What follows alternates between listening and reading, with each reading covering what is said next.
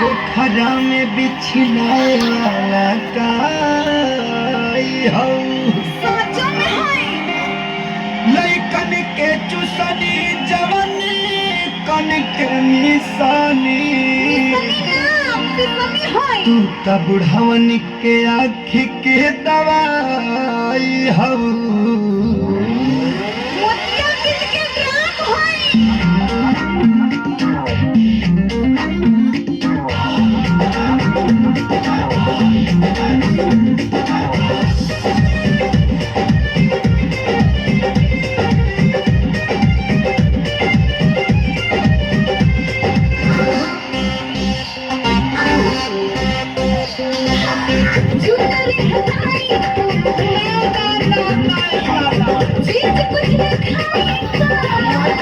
हो गए